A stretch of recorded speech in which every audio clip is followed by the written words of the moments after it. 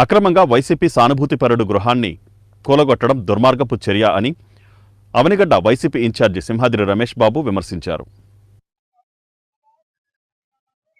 మోపిదేవి మండలం మోపిదేవి లంక గ్రామానికి చెందిన ఈడే మునీశ్వరరావు గృహాన్ని శుక్రవారం రాత్రి తెలుగుదేశం పార్టీకి చెందిన వ్యక్తులు జేసీపీతో కూల్చివేశారని మాజీ ఎమ్మెల్యే అవనిగడ్డ వైసీపీ ఇన్ఛార్జి సింహాద్రి రమేష్ బాబు ఆరోపించారు. వైసీపీ సానుభూతిపరుడనే నెపంతోనే అక్రమంగా ఇంటిని కూల్చివేశారంటూ సింహాద్రి రమేష్ బాబుతో పాటు పలువురు వైసీపీ శ్రేణులు మోపిదేవి లంక గ్రామంలో ఘటనా స్థలాన్ని పరిశీలించారు.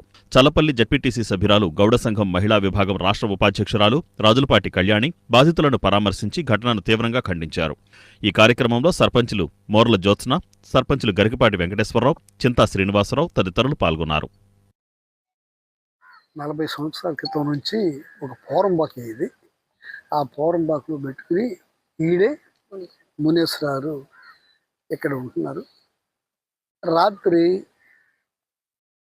జేసీపీ ఒకటి తీసుకొచ్చి మనుషులు ఇంటూ ఉండగానే అడ్డగోలుగా పడదోసేసి ఇల్లు పడగొట్టారు. ఈ పోరంబాకులో ఉన్న ఇళ్ళు చాలా ఉన్నాయి ఇక్కడ. దీని మీదే పని కట్టుకుని చాలా ఈ 40 ఏళ్ళ నుంచి అనేక రాజకీయ పార్టీలు, అనేక రాజకీయ నాయకులు మారారు.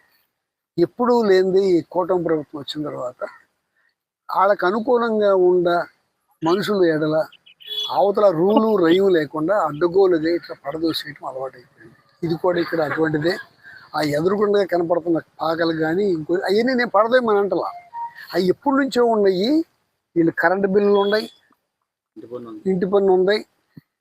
ఇవన్నీ ఉండగానే ఇట్లా అడ్డుగోలుగా పడదోయటం అనేది న్యాయం కాదు. ఇలాంటి పనులు పేదవాళ్ళ ఇల్లు పడదోసి మళ్ళీ ఆ పాపం కూడగట్టుకునే పనులు చేయొద్దని కోరికే దీన్ని మళ్ళీ వాళ్ళు వేసుకుంటానికి కలెక్టర్ దగ్గరికి వెళ్తారు. అదేవిధంగా కోర్టులో కూడా వేశారు వీళ్ళే.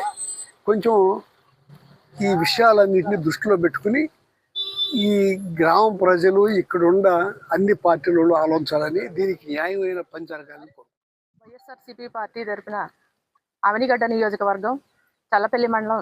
నా పేరు రాజులపాటి కళ్యాణి. నేను చల్లపల్లి జడ్పీటీసీ, అలాగే రాష్ట్ర గౌడ సంఘం మహిళా అధ్యక్షురాలిని. వైఎస్ఆర్సీపీ పార్టీ తరపు నుండి రాత్రి జరిగినటువంటి చర్య చేయమైనది. ఈ విషయాన్ని మేము తీవ్రంగా ఖండిస్తున్నాం.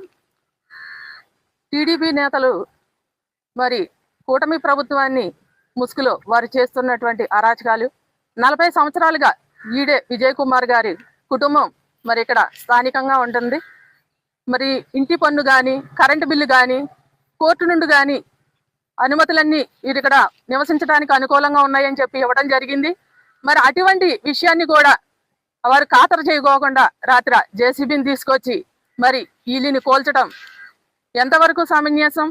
మనం మరి ప్రజాస్వామ్య పరిపాలనలో ఉన్నామా, ఎక్కడున్నామనే అనుమానం కలుగుతుంది. ఈ రోజున వైఎస్ఆర్సీపీ ప్రభుత్వంలో మా నాయకులు క్రమశిక్షణ కలిగినటువంటి మరి పరిపాలన అందించారు. ఆ రోజున కులాలకు, మతాలకు, మరి రాజకీయ పార్టీలకు అతీతంగా ప్రతి ఒక్కరూ సమానంగా ఆయన అందించిన.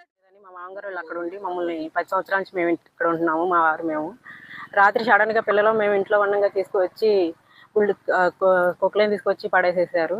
పిల్లలు వీళ్ళు ఏడుపులు బాగా ఏడుతున్నారు. మా అత్తగారు ఏమో అడ్డం వస్తుంటే లాగేసేసి పక్కన పడేసేసి మా అత్తగారిని తల మీద కొట్టారు. వాళ్ళు హాస్పిటల్లో ఉన్నారు, మా అత్తగారు మా మామగారు వాళ్ళు. కేవలం ఇదేంటంటే మా వారు వార్డు మెంబర్గా గెలిచారు.